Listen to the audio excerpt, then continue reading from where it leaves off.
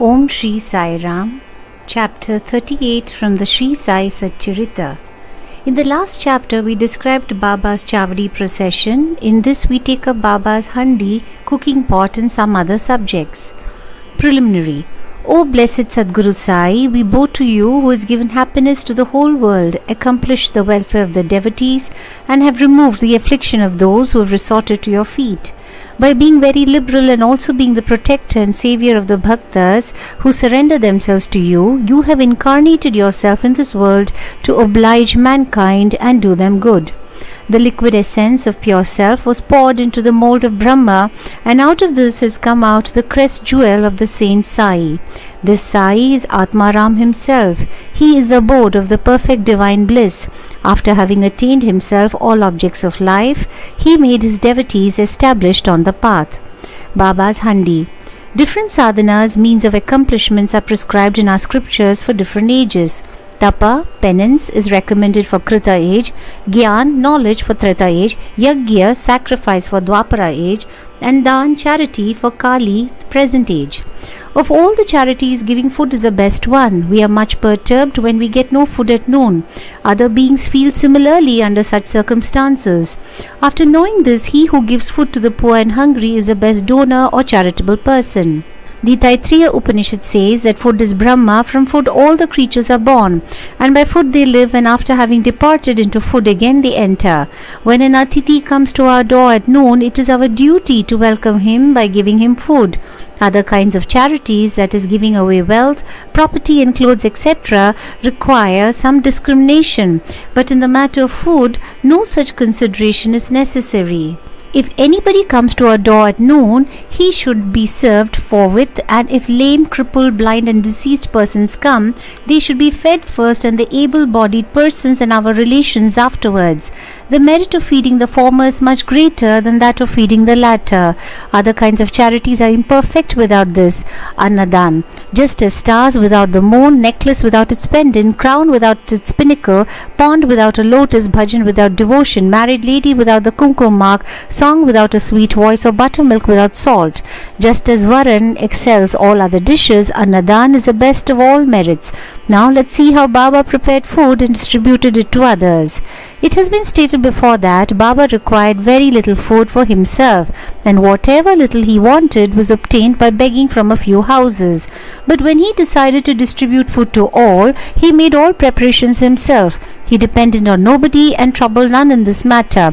First he went to the bazaar and bought all the things, corn, flour, spices, etc., paying cash. He also did the grinding.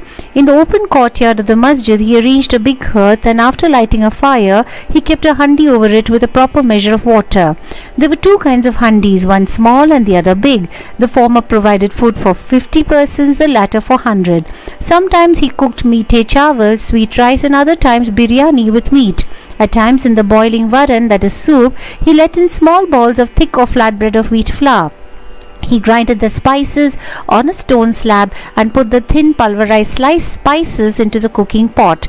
He took all pains to make the dishes very palatable. He prepared ambil by boiling jawari flour in water and later mixing it to buttermilk, and then boiled both together.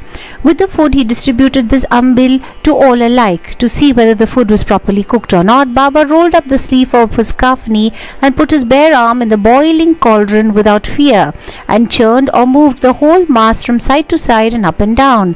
There was no mark of burn on his arm, nor fear in his face. When the cooking was over, Baba got the pots in the masjid and had them duly consecrated by the Maulvi Muslim priest.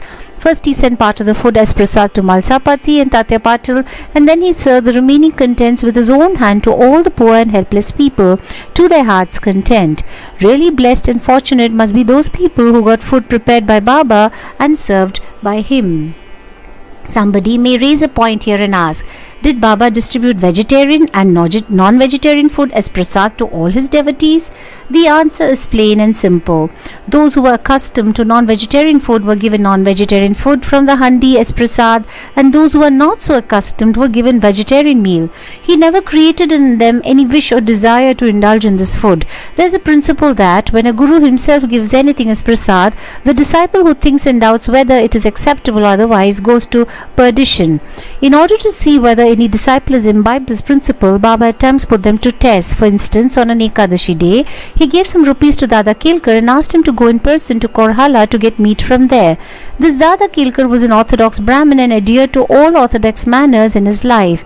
He knew that offering wealth, grain and clothes etc. to a Sadguru was not enough, but that implicit obedience to him and prompt compliance with his order was the real dakshina that pleased him most. So Dada Kelkar dressed himself and started for the place.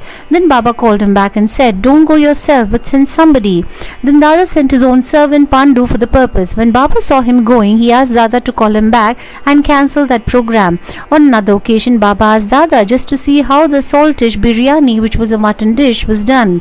The latter replied casually that it was all right. Then Baba said to him, "Neither have you seen it with your eyes, nor tasted it with your tongue. Then how could you say that it was good? Just take off the lid and see."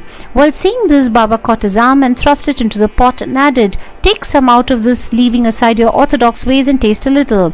When a wave of real love rises in a mother's mind, she pinches her child, and when he begins to cry, she hugs him close to her bosom. Similarly, Baba, in a true motherly way, pinched Dada Kelkar in this way. Really, no saint or guru will ever force his orthodox disciple to eat food forbidden in his religion. The handi business went on for some time till 1910 and was stopped thereafter. As stated before, Das Gano spread the fame of Baba by his kirtans far and wide in the Mumbai presidency, and people from that part of the country began to flock to Shirdi, which became very soon a place of pilgrimage.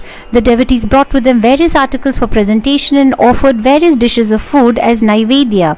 The quantity of Naivedya offered by them was so much that the fakirs and paupers could feed themselves to their heart's content, leaving some surplus behind.